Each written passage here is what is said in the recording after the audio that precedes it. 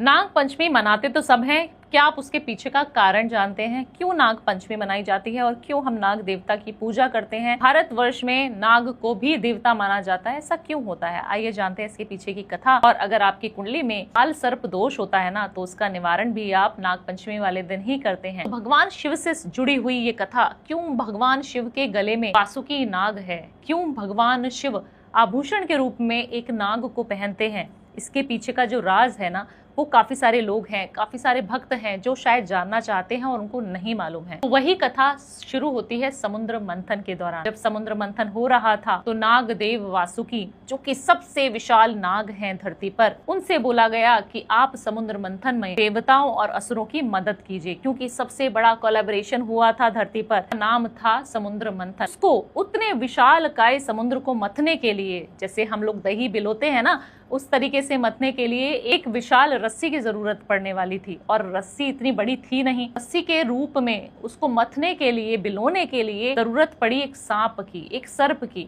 और वासुकी के पास सारे देवतागण जाने लगे, बोलने लगे कि आपकी मदद हमें चाहिए, आप समुद्र मंथन में क्या अपना शरीर दे सकते हैं? तब देवों के देव महादेव ने आज्ञा करी और समुद्र मंथन के दौरान नाग देवता, जो सबसे बड़े नाग हैं, देवता है नागों के, वासुकी, उन्होंने बोला मैं अपना पूरा शरीर इस समुद्र मंथन में देने के लिए सामर्थ्य हूँ। तब उन्होंने वो शरीर दिया और समुद्र मंथन जब शुरू हुआ तो नाग देव वासुकी के शरीर से पहले उनकी त्वचा हटनी शुरू हो गई।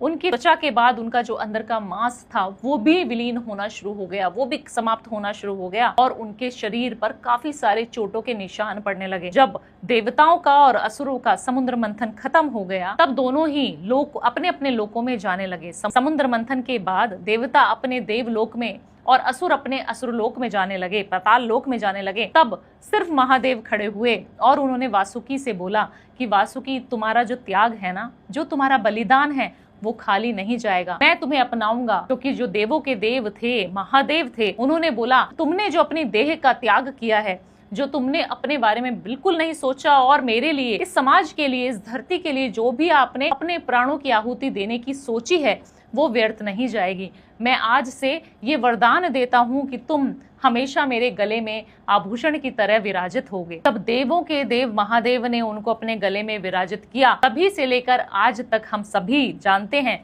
कि जब हम शिवालय जाते हैं तो नाग देवता वहां पर होते हैं, जो वासुकी हैं, वो हमेशा हम उनकी पूजा करते हैं। और जो 17 अगस्त की जो तारीख है, उस दिन भी हम उनकी पूजा करेंगे, ताकि उनका जो बलिदान है वो सबको याद रहे। और हमारे जीवन में अगर कभी भी हमें सर्पों से डर लगता है, हमें स्वप्न में सर्प दिखाई देते हैं और नाग जो है आपके आसपास आते हैं सपने में, तब भी आपको ये उपाय जरूर करना है। करना क्या होगा, आपको थोड़ा सा, 1 कटोरी भर ही सही, आपको गाय का शुद्ध दूध लेना है और आपको जो है उस नाग देवता को चढ़ाना है, अर्पित करना है अपना नाम और अपना गोत्र बोलकर। जिस भी इंसान को काल सर्प दोष है, उसको भी इसी तरीके से नाग नागिन का जोड़ा लेना है चांदी का, और शिवालय जाकर उस नाग नागिन के जोड़े को चढ़ा देना है और उसके ऊपर 1 लोटा या फिर 1 कटोरी गाय का शुद्ध जो दूध लिया है वो चढ़ा देना है। करने मात्र से आप देखेंगे कि आपके जीवन में कितनी सरलता आ जाएगी, आपका जीवन बहुत सॉर्टेड हो जाएगा, नकारात्मकता आपके जीवन से चली जाएगी। क्योंकि जब देवों के देव महादेव भी त्याग को, बलिदान को व्यर्थ नहीं जाने देते, तो आपके जीवन में भी अगर कोई त्याग है, कोई नेगेटिविटी आपको परेशान कर रही है, कोई आपको काल सर्प की जो प्रॉब्लम है वो दुख दे रही है, उसका निवारण आप खुद से कर सकते हैं। हर हर महादेव कमेंट में जरूर लिखिए और सावन में ऐसे छोटे छोटे उपाय आपको बताती रहूंगी जिससे आप लाभ उठा सकें। जिनके भी परिवार में काल सर्प दोष की प्रॉब्लम है, जितने भी लोगों को सर्पों से डर लगता है ना, उन बच्चों को, उन बड़ों को, उन जवानों को ये उपाय अपनाना चाहिए और हर हर महादेव कमेंट में जरूर लिखना चाहिए और बताइए किस टॉपिक में मैं अगली वीडियो बनाऊं, ताकि मुझे भी मोटिवेशन मिले और आप तक अच्छी अच्छी जानकारी मैं पहुंचा सकूं। हर हर महादेव।